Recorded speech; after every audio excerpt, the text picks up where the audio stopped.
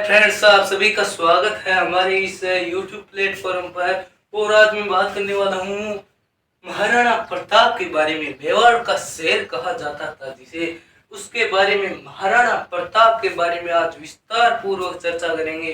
तो बेहतरीन तरीके से अंत तक वीडियो को देखें और वॉच करें। धन्यवाद। आगे हम बात करते हैं महाराणा प्रताप के बारे में। तो महाराणा प्रताप के बारे में बात करें तो पहले इनके शासनकाल के बारे में बात करते हैं। तो इनका शासनकाल चला था 1572, 70 और 2 72 से लेकर 1597 तक इनका शासनकाल चला था। ठीक है, कई बार एग्जामिनर अपना दिमाग लगाकर प्रश्न को घुमा ऐसे देता है कि मान लीजिए प्रश्न ये पूछ लेगा कि महाराणा प्रताप ने शासनकाल कब तक किया, कितने वर्षों तक किया। तो इसका भी खासकर ध्यान रखें, क्योंकि अब वास्तविकता में देखें तो शासनकाल कब तक किया, तो इसमें आपको ये दोनों सन याद होनी जरूरी है। तो महाराणा प्रताप ने अपना शासनकाल जो किया था वो 72 में से 97 से 72 घटाएंगे तो कितने आएंगे, 25। तो 25 वर्ष तक महाराणा प्रताप ने मेवाड़ में शासन किया था। ठीक है, ठीक है। आगे बात करें तो महाराणा प्रताप का जो जन्म है वो जन्म कब और कहां पर हुआ, इसके बारे में चर्चा करते हैं। तो महाराणा प्रताप का जो जन्म है, जन्म वो हुआ था 9 मई 1540 को। ठीक है, ये जो सन है, ये कर्नल जेम्स टोड के अनुसार महाराणा प्रताप का जो जन्म है वो 9 मई 1540 को हुआ है। लेकिन मेवाड़ की जनता और अन्य सामंतों के अनुसार है महाराणा प्रताप का जो जन्म है वो हुआ है, मान लीजिए क्या हुआ है, ज्येष्ठ शुक्ल तृतीया, जेठ शुक्ल तृतीया।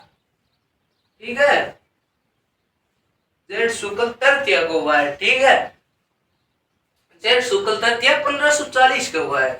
और इसे आप ज्येष्ठ भी कह सकते हो। ग्रामीण इलाकों में आपने देखा होगा जेठ, आषाढ़, श्रावण, भादवा, ये ज्यादातर ये महीने ज्यादा प्रचलित है, क्योंकि वहां पर शिक्षा का अभाव होने के कारण पुराने जमाने के जो लोग थे उन्हें वो इन महीनों को अपने ही नाम से ही जानते थे, यानी कि कह सकते हैं अपने रीति या प्रणाली के अनुसार ही जानते थे। इसलिए ये जनवरी फरवरी जो अब के वास्तविकता में देखें तो अब के जो महीने हैं वो पहले के महीनों से अलग थे, क्योंकि अब जो नई विकास है या आप कह सकते हो नई शिक्षा प्रणाली आ जाने के कारण है, जो नए आज के बच्चे हैं वो इन जेठ, आषाढ़, श्रावण, भादवा के बारे में कुछ नहीं जानकारी उन्हें केवल जनवरी, फरवरी, मार्च, अप्रैल ये सब आता है। ठीक है, और आज वर्तमान की पीढ़ी में देखें तो शिक्षा इतनी विकसित हो गई है कि डिजिटल प्लेटफॉर्म भी आ चुका है। तो आगे बात करें तो इनका जन्म हुआ था 9 मई 1540 को।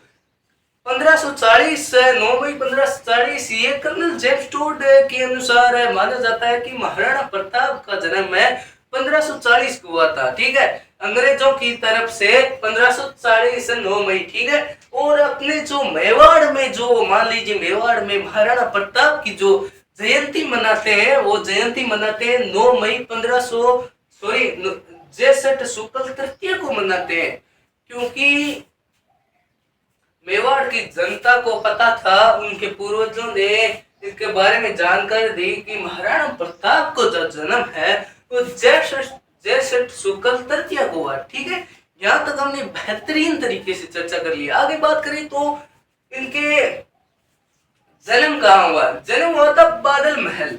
कहां पर, बादल महल कटारगढ़ कुंभलगढ़ में। ठीक है, जिसे आत्मनिर्भर दुर्ग के नाम से भी जाना जाता है। ठीक है, आगे बात करें तो इनके पिता का नाम क्या था भाई, उदयसिंह था। इनके पिता का नाम था उदयसिंह, पिता का नाम उदयसिंह।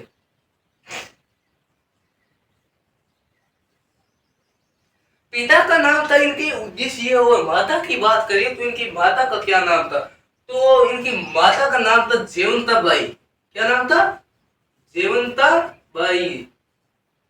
जेवंता बाई ये पाली के एक महाराजा थे। क्या नाम था? अखेराज सोनगरा की पुत्री थी। पाली के महाराज अखेराज सोनगरा की पुत्री थी। ठीक है।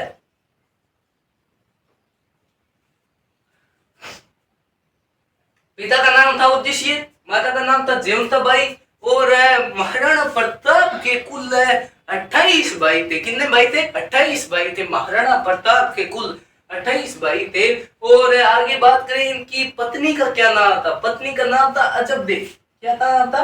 अजब दे। पत्नी का नाम था अजब दे, अजब दे पंवार। ठीक है। अजब दे पंवार था इनकी पत्नी का नाम है। आगे बात करें तो इनके एक पुत्र था। क्या नाम था? अमर सिंह, अमर सिंह फर्स्ट, यानी अमर सिंह प्रथम। ठीक है। ये महाराणा प्रताप के एकलौते पुत्र थे जिनका नाम था अमर सिंह। ठीक है। आगे बात करें तो महाराणा प्रताप की 7-8 रानियां भी थी। तो इन्हें महाराणा प्रताप का जो बचपन का नाम था, यानी महाराणा प्रताप का बचपन का क्या नाम था? तो महाराणा प्रताप का बचपन का नाम था किक्का। किक्का ये जो भील जनजाति के छोटे बच्चों होते हैं, छोटे बच्चों के बचपन के नाम होते हैं किक्का। भील जनजाति के छोटे बच्चों के पुराने यानी बचपन के नाम क्या होते हैं? किक्का। तो एक उपनाम है महाराणा प्रताप का, किक्का के नाम से भी जाना जाता है। आगे बात करें बेहतरीन तरीके से, शानदार तरीके से, जोश और जुनून के साथ है, तो महाराणा प्रताप के बारे में हमने प्रारंभिक जो बातें हैं उनके बारे में बात कर ली है। आगे चर्चा करेंगे महाराणा प्रताप के शासनकाल के बारे में, यानी कि किस प्रकार से उनका राज्य अभिषेक हुआ और किस प्रकार से उन्होंने मेवाड़ पर अपनी राजगद्दी को मान लीजिए स्थापित किया। आप कह सकते हो कि किस तरीके से मेवाड़ में उन्होंने अपनी जो स्थिति यानी कि अपनी जो शासन है उसे किस प्रकार से चलाया, और लगभग उन्होंने 25 वर्ष तक किस प्रकार से शासन काल किया, बीच में कौन कौन से युद्ध किए, और हल्दी घाटी के जो प्रसिद्ध युद्ध है उसके बारे में बात करेंगे। तो वीडियो को अंत तक देखना ना भूले। यही बात मैं बार बार कहना चाहता हूँ। मेरा नाम कैलाश गोदारा और आपको एकदम कंप्लीट जानकारी देना मेरा औचित्य है। तो बात करते हैं महाराणा प्रताप की। आगे बात करें, जब मान लीजिए कि अब बात करते हैं आगे महाराणा प्रताप के राज्य अभिषेक, यानी राज्य अभिषेक। महाराणा प्रताप किस प्रकार से राजकुमार बने थे? हाँ, ठीक है।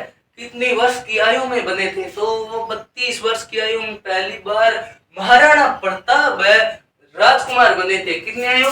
32 वर्ष की आयु में सिंहासन पर बैठे थे। मेवाड़ के सिंहासन पर बैठे थे 32 साल की आयु में। अकबर से सीधा मुकाबला करते थे। कोई उन्हें डर भय किसी प्रकार का नहीं था, चाहे कोई भी आगे आ जाए। ठीक है। उदयसिंह की मृत्यु हुई थी फरवरी 1572 को। उदयसिंह की मृत्यु हुई थी फरवरी 1572 को, और 1572 को उदयसिंह की मृत्यु होने के बाद उदयसिंह से पहले ही उनकी एक पत्नी और थी। उनकी एक पत्नी, मान लीजिए उनकी पत्नी थी 11-12, लेकिन एक पत्नी थी जिसका नाम था, क्या था? धीर भटियाणी।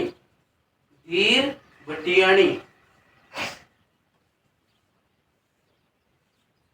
इस धीर भटियाणी ने उदयसिंह से कहा कि आप राजकुमार है, आपके बाद राजकुमार अगर कोई बनेगा तो वो बनेगा कौन? जगमाल। वो बनना चाहिए जगमाल। इसका इकलौता पुत्र था जगमाल, इसलिए इसने कहा। ये उदयसिंह के थोड़ी सी ज्यादा ही लगाव था इस धीर भटियाणी से, इसलिए जो जगमाल को ये राजा बनाने का फैसला ले लिया था। ठीक है। तो उदयसिंह ये है हमारा उदयसिंह। इस उद्देश्य की मृत्यु हुई थी फरवरी 1572 को। उद्देश्य की मृत्यु हुई 1572 को, फरवरी 1572 को। फिर इसके बाद है एक मेवाड़ के जो राजा है उनमें एक परंपरा है कि जिस राजा की मृत्यु होगी, जिस राजा की मान लीजिए जिस दिन मृत्यु हुई उस दिन ही अगले राजकुमार की तैयारियां करनी स्टार्ट कर देंगे। बीच में कोई विराम नहीं होगा। मान लीजिए आप क्या मान लीजिए उद्देश्य की मृत्यु हुई तो जगमाल को राजा राजकुमार बनाने के लिए तैयारियां स्टार्ट कर दी और उद्देश्य का अंतिम संस्कार कराने के लिए ले गए और पीछे से जगमाल को राजा बनाने के लिए तैयारी करने लगे। बढ़िया सूट बूट पहनाने लगे, शेरवानी देरवानी, बढ़िया तलवार लगाने लगे, बाल झाल एकदम सब अच्छे कर दिए।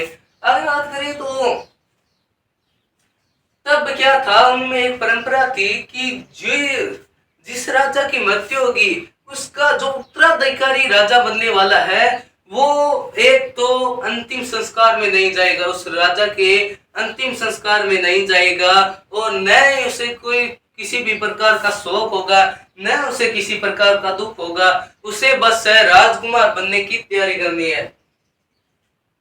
तो भाई उद्देश्य की जब मृत्यु हुई, जगमाल कहीं नहीं गया, बस महल में बैठ गया और अपने राजकुमार बनने की तैयारी करने लगा। ठीक है, तो महाराणा प्रताप समेत 27 भाई नहीं, महाराणा प्रताप समेत 26 भाई उद्देश्य के अंतिम संस्कार में गए। अंतिम संस्कार उद्देश्य के कहाँ हुआ था? तो अंतिम संस्कार हुआ था गोगुंदा में अंतिम संस्कार हुआ था उद्देश्य का। ठीक है, आगे बात करें तो जब मान लीजिए उद्देश्य के जब मृत्यु होने के पश्चात फिर बाद में क्या हुआ कि महाराणा प्रताप समेत 26 भाई अंतिम संस्कार में शामिल हुए और अंतिम संस्कार में जब शामिल हुए तब आसपास के सभी इलाके के लोग इकट्ठा हुए, क्योंकि महाराणा थे और महाराणा के अंतिम संस्कार में ये तो स्वाभाविक बात है कि आसपास की जनता तो आएगी और जनता आए। आज जो प्रसिद्ध जो सामंत थे और प्रसिद्ध कुछ मंत्री जंत्री वो भी आए और अंतिम संस्कार में शामिल हुए। लोगों ने देखा यार महाराणा प्रताप यहाँ पर क्या कर रहे हैं, इनका यहाँ पर क्या काम है, इन्हें तो राजा बनने की तैयारी करनी चाहिए। यही योग्य व्यक्ति है जो मेवाड़ को कुछ आगे ले जा सकता है या अकबर से मुकाबला करने के लिए सक्षम व्यक्ति अगर कोई है तो वो है महाराणा प्रताप। महाराणा प्रताप यहाँ पर क्या कर रहे हैं? तब क्या हुआ कि लोग एक दूसरे से बात करने लगे। किसी एक व्यक्ति ने पूछा, प्रताप आप यहाँ पर क्या कर रहे हो? तो प्रताप ने कहा, पिताजी ने कहकर गए कि जगमाल बनेगा राजा। तब वहां पर लोगों ने कहा, नहीं, हमें जगमाल राजा नहीं चाहिए, हमें महाराणा प्रताप राजा चाहिए, क्योंकि अब जब मेवाड़ संकट की स्थिति में है तब हम जगमाल को राजा नहीं बना सकते। महाराणा प्रताप जैसे योग्य व्यक्ति के पास ही ये सत्ता होनी चाहिए और महाराणा प्रताप से योग्य व्यक्ति आप 27-28 भाइयों में से कोई नहीं है। महाराणा प्रताप साहसी थे, वीर थे और बलिदानी थे और इन्हें वीरता का बहुत मान लीजिए कि ये वीर पुरुष थे। ठीक है, इसलिए लोगों ने कहा हमें राजा चाहिए महाराणा प्रताप। तो यहाँ पर एक व्यक्ति कौन खड़े थे? सलूम्बर के व्यक्ति थे। क्या नाम था? नाम बताइए आप कमेंट में। ठीक है, तो यहाँ पर एक व्यक्ति खड़े थे जिसका नाम था कृष्णदास। तो आगे बात करते हैं कृष्णदास चुंडावत के बारे में। कृष्णदास चुंडावत ये सलूम्बर के थे और ये चुंडावत जाति के थे। चुंडावत जाति के लोग राणाओं यानी कि महाराणा प्रताप है, उनके पिता उद्देश्य और उनके पिता सांगक का भी राज्याभिषेक इन्होंने ही किया था चुंडावत जाति के लोगों ने। इसलिए कृष्णदास चुंडावत ने कहा कि ये अधिकार है, उद्देश्य को कोई अधिकार नहीं है कि वो जगमाल को राजा बना दे। ये अधिकार हमें प्राप्त है कि हम किसे राजा बनाएंगे। तो कृष्णदास चुंडावत ने महाराणा प्रताप को तलवार बांधी। ये क्वेश्चन आ सकता है कि महाराणा प्रताप को तलवार किसने बांधी थी, तो कृष्णदास चुंडावत ने महाराणा प्रताप को तलवार बांधी थी। ठीक है, तलवार किसने बांधी थी, तो कृष्णदास चुंडावत ने महाराणा प्रताप को तलवार बांधकर उन्हें राजा घोषित किया था। ठीक है, उन्हें राजा घोषित किया था। और फिर बाद में गोगुंदा से ओडिशा का अंतिम संस्कार करके जब वापिस कुंभलगढ़ की तरफ रवाना हुए, ठीक है, जब लोगों ने महाराणा प्रताप को अपनी कंधों पर उठाकर जय प्रताप की जय हो, प्रताप की जय हो ऐसे नारे लगाते हुए जा रहे थे, तो जगमाल क्या था, जगमाल एकदम अच्छे से यार तैयार हुआ था। जगमाल एकदम बढ़िया बूट सूट पहने हुए, शेरवानी पहने हुए, बढ़िया केस देश किए हुए, पट्टा दट्टा अच्छा किए हुए और पहनकर एकदम तैयार बैठा था कि आएंगे और मुझे तो राजा बनाएंगे। तो वो तो एकदम अच्छे से तैयार बैठा था। तो उसने नारा सुना कि प्रताप की जय जय। तब उसने कहा कि प्रताप की जय जय क्यों, जगमाल की जय जय करो ना। तब कृष्णदास चुंडाल ने कहा कि क्या लेगा क्या था आपकी, कृष्णदास चुंडाल ने कहा कि लेगा क्या था आपकी, और अब तू राजा नहीं बनेगा, अब राजा बनेंगे महाराणा प्रताप। कौन राजा बने, महाराणा प्रताप। तब क्या हुआ कि विधिवत महाराणा प्रताप का राज्य अभिषेक कर दिया गया। ठीक है, राज्य अभिषेक कुंभलगढ़ में कर दिया गया, सॉरी गोगुंदा में ही कर दिया गया था। और फिर बाद में उनका विधिवत यानी कि राज्य अभिषेक समारोह किया गया था कुंभलगढ़ दुर्ग में। कहां पर, कुंभलगढ़ दुर्ग में, कुंभलगढ़ दुर्ग में। ठीक है, कुंभलगढ़ दुर्ग, इसे आत्मनिर्भर दुर्ग के नाम से भी जाना जाता है।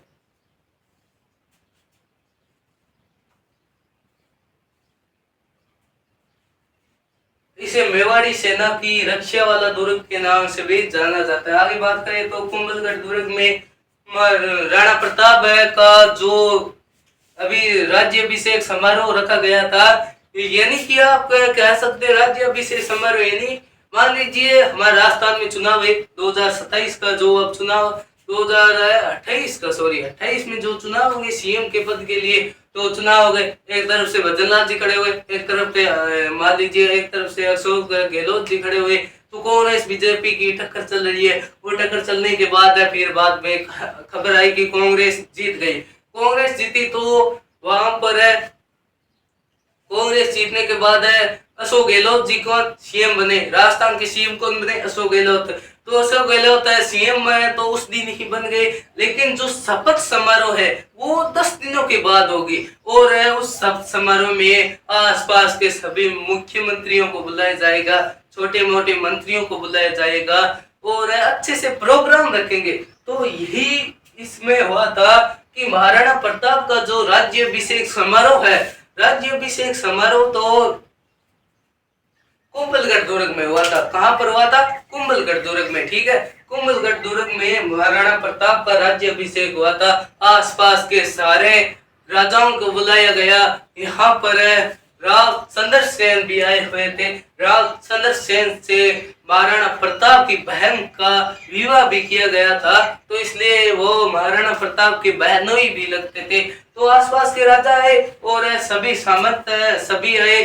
तब आगे बात करें तो राव चंद्रसेन से जब महाराणा प्रताप ने मुलाकात की कि आपके यहाँ के क्या चल रहा है, तब राव चंद्रसेन ने कहा कि मेरे तो राव चंद्रसेन के बारे में हम जब मारवाड़ के इतिहास के बारे में चर्चा करेंगे तब विस्तृत चर्चा करेंगे, लेकिन राव चंद्रसेन के बारे में चर्चा करनी जरूरी है। तो बात करते हैं राव चंद्रसेन।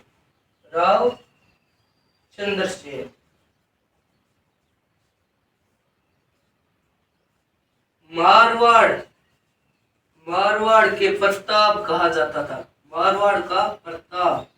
ठीक है, और ये महाराणा प्रताप के बहनों ही लगते थे और वीर योद्धा थे। और जब महाराणा प्रताप ने इन्होंने पूछा महाराणा प्रताप से कि आपके यहाँ क्या चल रहा है, तब राव चंद्र सेन ने कहा कि हमारे तो वही लड़ाई चल रही है, अकबर से लड़ाई चल रही है।